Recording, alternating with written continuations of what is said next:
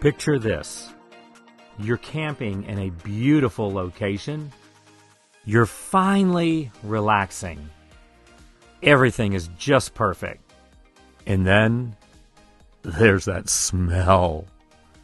The smell that tells you need some RV help so you don't let the crap take over your RV holding tanks. Welcome to Confessions of an RV Technician. Learn from problems seen in the field. My name is Chris Ratcliff, and I'll be your host. I am an RV TAA certified RV technician and an NRVIA certified RV inspector for R-Factor RV Services. This podcast is about real-life problems that I've experienced or helped other RVers resolve. This is educational information directly tied to an actual story or confession that will help you learn ways to improve your RVing experience and possibly resolve small problems before they become big problems. Welcome back to the podcast. I am thrilled that you're listening. Today's episode touches on one of the most popular and unique things about RVs. Yep, we're talking about RV holding tanks. They keep all of our waste stored until it can be properly released. We literally carry our crap around with us. Today's confession originates from Terrell, Texas, where the client asks, "My toilet is leaking. Can you replace it?" So in this situation, the client and I are in the same RV park. He comes over and asks me if I could replace his toilet because it's leaking. And he already has a replacement. So why not? He had recently had neck surgery, so his mobility was very limited. So I said, sure, a toilet replacement is not that difficult, and it typically takes less than 30 minutes to do. But this was not a typical toilet replacement. If it was, we wouldn't even be talking about it right now. So I get started by removing the old toilet, and I find toilet paper and water at the top of the flange. Like level with the floor. Let me tell you, things just got real. Real nasty, that is. So after some RV detective and diagnostic work, well, not really, I conclude that his leaking toilet was actually an overflowing and clogged black tank pipe. Let me tell you, this pipe was packed tightly. And at this point, I need to understand why. So I ask him, how often do you rinse your black tank when you dump? His response, never. He said he wasn't even aware that he could even do such a thing. So I feel it's necessary to add a little bit to this story. This gentleman was staying in this RV park while they were getting a house built. He was not a savvy RV owner. We all start out knowing nothing, and we all have to learn. Some of us learn through YouTube videos. Some of us learn through other friends.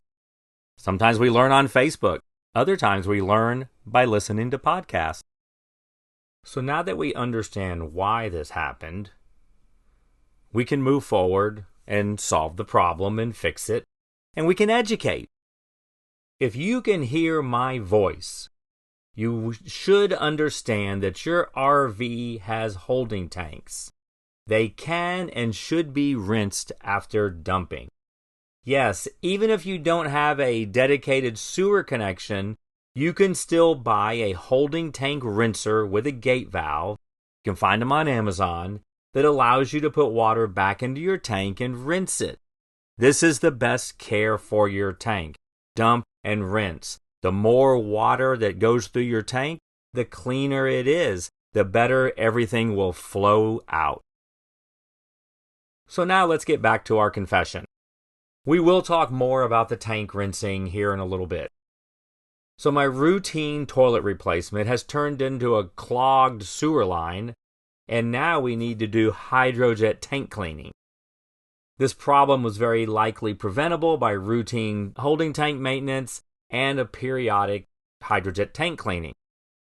Hydrojet tank cleaning should be done probably about once a year if everything is working well. Sometimes you can go 2 years. But it's important to keep your tanks clean so you don't let crap take over your tank. So now let's talk about some black tank do's and don'ts. Do add more water than solids. Breaking down those solids requires water. Unless you're boondocking, fill that bowl with water when you put any solid into it. The more water, the better it is. Don't put anything in the tank that cannot break down. That means anything. If it's not toilet paper or a biological substance from your body, don't put it in the toilet. That includes wipes. Wipes are the worst thing you could put in the toilet. They're not designed to break down. This is not a sewer system. This is a holding tank. And if things don't rinse out, it's staying. Do rinse and flush your black tank after each dump. Yes, I know sometimes you can't take the time. Just be sure to do it next time. If you don't have a sewer rinse connection, buy the holding tank rinser and gate valve. I'll put a description and a link in the show notes. Don't assume all the crap comes out with one dump and rinse. Rinse the tank on average 3 times. Remember, water is your friend. I was very diligent about rinsing my black tank. I did it at least 3 times. The water was coming out fairly clean, but then I had a hydrojet tank cleaning done, and boy was I surprised. I actually probably had the early stages of a poop pyramid. It was lucky that I did the hydrojet tank cleaning. Now I make sure I do probably an annual hydrojet tank cleaning. I can see how clean it comes out, and we know that they're in good shape. Do use a treatment that helps reduce smell and breaks down the solids. If you have a product that is working for you, continue using it, but do avoid using pods. I've read that they do not break down, so whatever product works for you. I have some things I can talk about, but we're not going to go into that in this podcast. But avoid the pods, but use a treatment. The last thing, if you don't take anything away from this podcast, take away this last don't. Don't ignore your tank. It's not like your house. It needs routine service. Do the service, monitor it, and keep your tank clean. So, it's just gray water. Or is it? We're going to talk a little bit about the gray tank now. So your other holding tank is typically a gray water tank. But it holds a lot more than water. Hair, skin, body oils, cooking oils, grease, soap scum, food, debris, dirt, you name it. There's a lot more that goes down that drain than just water. Okay, now, let me ask you a question. When you're on full hookups with a sewer, do you leave your gray tank open? Do you know someone that leaves their gray tank open? Well, if you answered yes, then your water typically will trickle out, leaving all that stuff that I just named, the hair, the skin, the oils, the food, just stays in the tank because the water is trickling out as you use it. There's no force, so the food is going to catch on probably something that's already built up, and it's just going to sit there. Without the force of water to push things out, they just adhere to the sides and the corner of the tank. And yes, they can create a smell that may even create bigger problems than the black tank.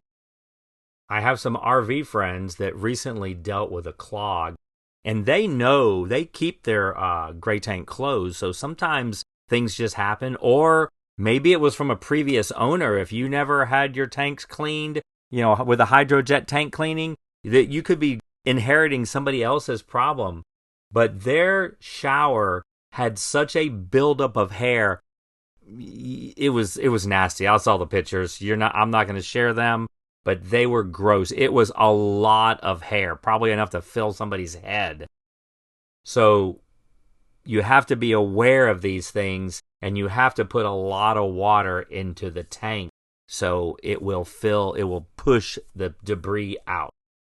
So when it comes to your gray tank, do keep your valves closed until the tank needs to be emptied.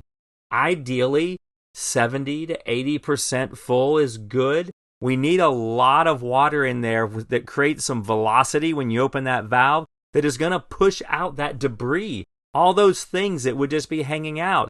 And definitely it doesn't get everything. That's why sometimes you have to do the hydrojet tank cleaning. But you're going to do a lot better, and you're going to push out a lot more of that debris if you put a lot of water in that tank and you let that force of that water draining out pull that debris out. And that takes me to the don't. Don't allow large amounts of food, grease, hair, or any non-water-based item into your tank. Get some drain screens to catch the debris. Don't treat this like a sewer or like in your house. Don't let things go down the drain, because you're going to have to deal with that problem later. So catch that debris, only let water go down the drain. Yes, we know some will go down, but you can do your best. Now, if you are having problems with your tanks, get someone that is qualified with the correct equipment to perform a hydrojet tank cleaning service. As I mentioned a little bit ago, doing this service once a year is not a bad idea. When you buy a used RV, it's a great idea to do tank cleaning. Just like anything else, your RV holding tanks need to be serviced. If a buildup happens, that service and that need becomes more urgent. So put it on your schedule to do regular hydrojet tank cleanings. Again, I'm not telling you to do it every year, but find some periodic time, whether it's 1 year, 18 months. I would not go over 2 years, especially if you're a full-timer. Then you really need to do it more often. Well, that's it for this episode. I hope you enjoyed it, and I hope you learned a few things. But this is not designed to be comprehensive. This is taking one experience that I've had and kind of sharing ways to avoid that experience. That's the focus of this. If you have other questions or concerns, you can reach out to me. I will leave my contact information in the show notes, and I am always happy to talk about anything RV. You've been listening to Confessions of an RV Technician. Learn from problems seen in the field. Until next time, safe travels and explore with confidence. And be sure to subscribe to our channel so you know when the next confession is released.